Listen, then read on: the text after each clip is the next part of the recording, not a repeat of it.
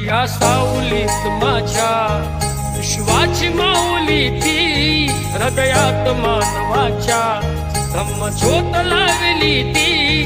जग जिंकून झाले ते मित्र गौतम